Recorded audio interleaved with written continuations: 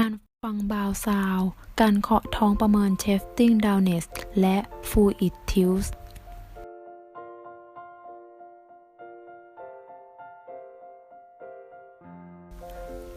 การฟังเสียงเคลื่อนไหวของลำไส้หรือบาวซาวด์การแบ่งพื้นที่บริเวณช่องท้องแบ่งช่องท้องออกเป็น4ส่วนแบบ abdominal quadrant right upper lobe quadrant หรือ RUQ left upper lobe quadrant หรือ LUQ right lower lobe quadrant หรือ RLQ left lower lobe quadrant หรือ LLQ ตำแหน่งการฟังบริเวณท้องตำแหน่งที่1 2 และ 3 อยู่ใน RLQ ตำแหน่งที่4 5 6 และ 7 อยู่ใน RUQ ตำแหน่งที่8 9 และ 10 อยู่ใน LUQ ตำแหน่งที่11 12 และ 13 อยู่ใน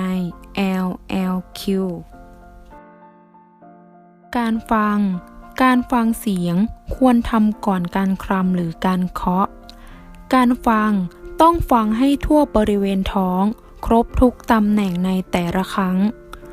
การฟังเสียงเคลื่อนไหวของลำไส้บราวซาวด์ใช้หูฟังด้านเบลควรฟังอย่างน้อย2 นาที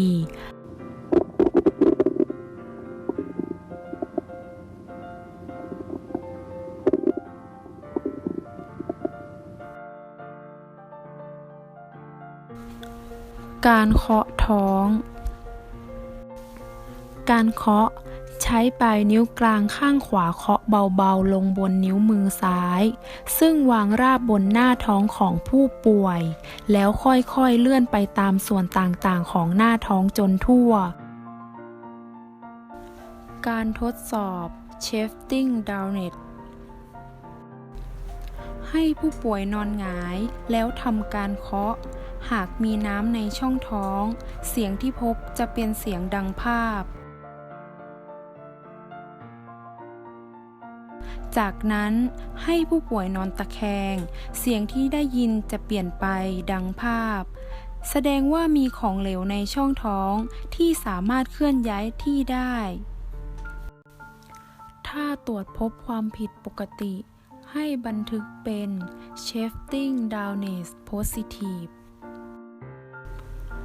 การทดสอบ fluid tilt เพื่อดูว่ามีน้ำหรือของเหลวในช่องท้องหรือไม่ทำได้โดยให้ผู้ป่วยนอนหงายตั้งมือกึ่งกลางท้องผู้ตรวจใช้มือวางด้านข้างของท้องเคาะด้านใดด้านหนึ่งสังเกตคลื่นน้ำที่มากระทบมือด้านตรงข้าม